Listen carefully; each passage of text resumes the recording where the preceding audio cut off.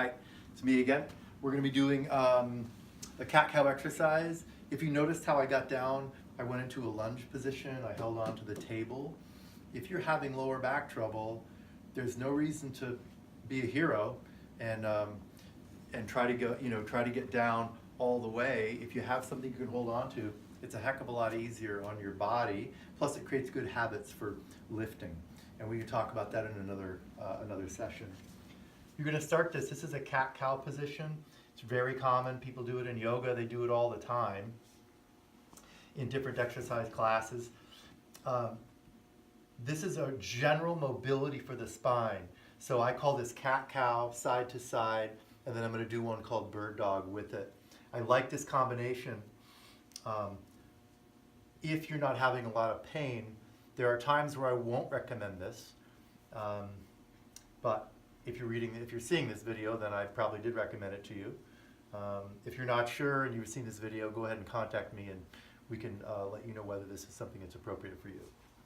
So you start with hands about shoulders width, knees about hip width. I'm in a fairly flat tabletop position. I'm going to start by taking a breath in, and I'm going to lift my head and my tail.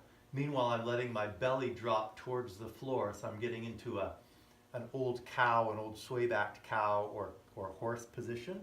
And then I'm going to blow the breath out, and I'm going to come into a cat position. As I get into the cat position, what I like to tell people to do and what I like to do is pretend that there's a candle right here under my belly button, and I'm blowing the candle out. What that does is makes me really contract my abdomen. So again, I'm getting that core stabilization or that core activation, and I'm really getting used to contracting my abs, but I'm also pushing my back up into a nice high arched position.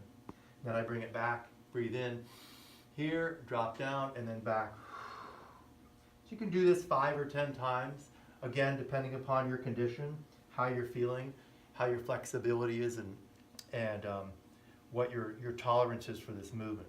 After you've done the cat-cow, you move your knees right together, and I'm going to turn around. Well, I'll turn around this way so you can kind of see what I do. This is a side-to-side movement. I call it side-to-side. Imagine that. I'm going to move my feet out like this. I'm going to look around my shoulder. I'm trying to look at my heels. So I'll turn it to you this way.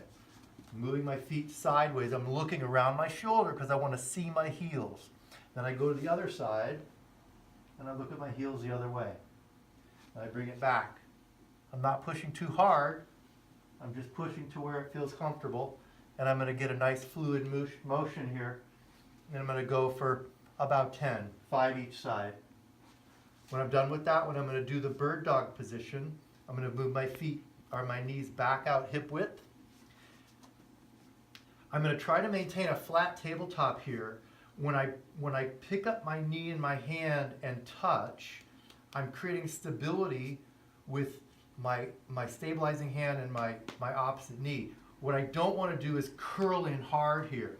I want to keep maintain a base, touch, and then come into a straight extension.